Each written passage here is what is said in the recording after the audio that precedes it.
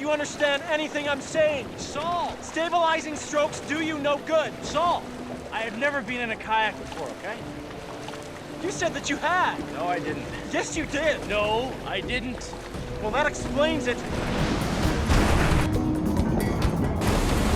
This is the true story of two friends whose island-hopping adventure becomes a fight for survival. Saul! Now one of them has to make the most difficult decision of his life. Saul, don't you leave me out here! Await death with his friend or leave him behind and face the ocean alone. You don't leave your buddies. You don't leave your friends behind. Larry and Saul are paddling into the jaws of an oncoming storm. Soon they will face 70-mile-an-hour gusts and a huge storm swell rolling in from the ocean. Let me do you, man. Looks pretty ugly. Yeah. Sure you're gonna be up for this? Yeah, I'm up for this. Are you up for this? We got 40 to 45 minutes to make this crossing before the current gets too strong. Yeah, I know. Paddle hard. I'm not an idiot. Hey, Saul! Hey, I'm taking on water here. There is a technique for paddling into waves that stops them splashing into the boat, Saul! but Larry doesn't know it. Hey, I'm still taking on water here. Is that normal? Look, Larry, are you watching me? Okay. I have been. Don't let the waves hit you side on. Not. You'll minimize the water that goes into your boat. And dig with your paddle. Dig. Don't puncture the wave head on. Everything I'm telling him is just blah, blah, blah, blah, blah. It's a bunch of words. He ain't listening. He's confident at this point. He knows what he needs to do. And he's probably thinking to himself, Saul's full of crap. Dig with your paddle. Dig. Do you understand anything I'm saying? Saul! Stabilizing strokes do you no good. Saul! I have never been in a kayak before, okay? You said that you had. No, I didn't. Yes, you did. No, I didn't. Well, that explains it. Larry, damn it, your shoulders are slack. Okay. Paddle. Okay. Balance strokes do you no good. Okay. Forward. Okay. Paddle. Okay. Okay. Okay. Man, are you a complete idiot? Back off. Okay, I am trying. Blood pressure is definitely cranking up there. I figured that it was a good possibility that we could get killed. The key for my survival and even his survival was that I make it to shore and get help.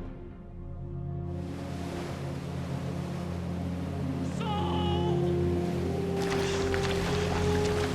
Saul! I need that pump. You need to bring me the pump. He's yelling something to me, I'm yelling back to him. I yell at him, I'm going to get help. I'm assuming he can hear me. He's probably assuming I can hear him. And I was getting more nervous because I've got this big phobia about being swept farther and farther towards the ocean. The ocean's very big. You know, there's lots of mean things out there that will do bad things to you. I'm very aware of two things. The current is moving Larry further and further away. We got darkness at, 3:30, quarter to 4 o'clock in that range. Hey, I need to phone. I need to call 911. My boat was completely full of water at that point. My feet were covered, my shins were covered, it was coming up my legs. And that's when I started to get that sense of panic.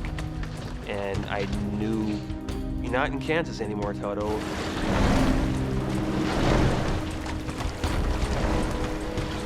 This big wave just cracks down and everything stopped.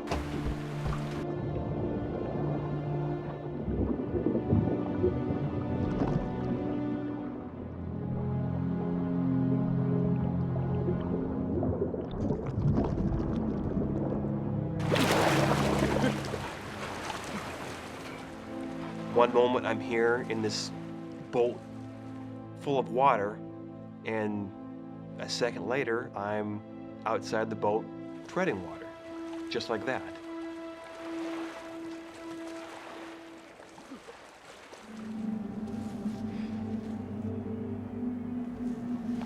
I'm starting to have some self-doubt. Did I make the right decision? Where is Larry? Is Larry alive? Did I just consign my friend to death? At some point, I'm gonna have to leave this boat because I'm going nowhere with this boat right now. It's getting me zero. I'm gonna swim.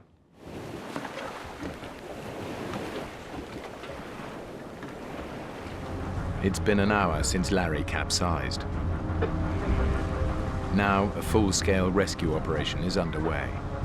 But without the lights or flares from his kayak, Larry is all but invisible.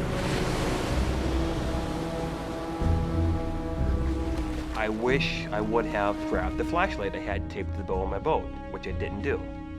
If I would have grabbed that flashlight, I probably would have been saved in half an hour.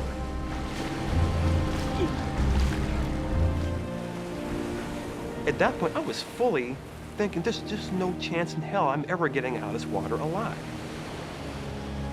Exhausted, Larry's body temperature is now so low, his life is in danger.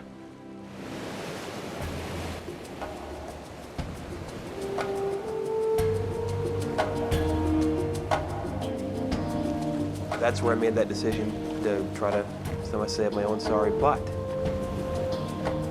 as I'm continuing down, I can see this lighthouse coming off to my right as I'm coming up on it. And it seemed like I'd gotten a little closer to land from where I was at. I was in the middle of the channel when I first started. And I kind of came to this lighthouse and it looked closer.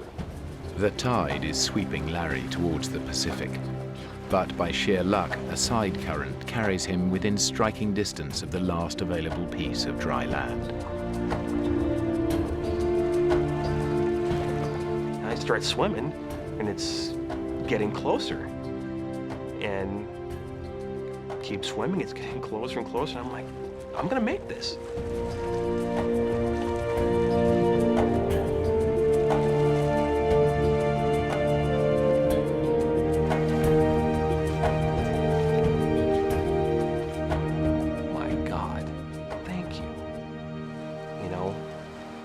Thank you, Lord.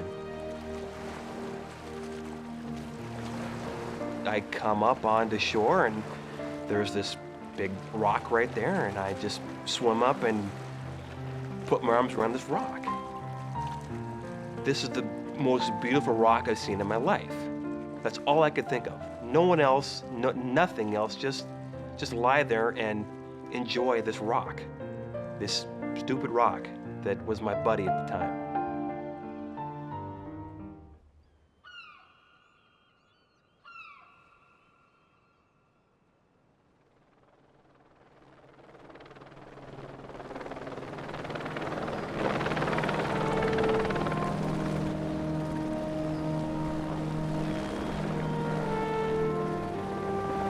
At 11:35 a.m., a rescue helicopter spots Larry and rushes him to the Ana Cortez Hospital ER. Then the helicopter kind of flies overhead, and the guy there crewing the station just jumps up and says, "God, great news for you." He said, "They picked your friend up and they're taking him to the hospital and he's okay." Man, was I happy. Never seen somebody so happy in his life. Like, okay, where's the hospital? Where's the hospital? Where's the hospital?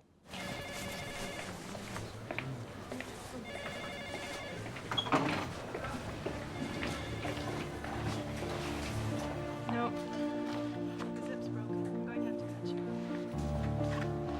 I remember seeing him walk into the room that I was at, and you could tell without him verbalizing his feeling. Yo, Larry. You okay? Lift. Hey, Saul. I felt good having Saul there, but you don't leave your buddy. It's not correct. It's just not right to leave someone like that. You must You have... left me.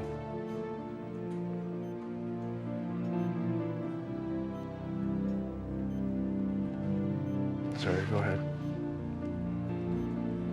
I'm just glad you're all right. Yeah, me too.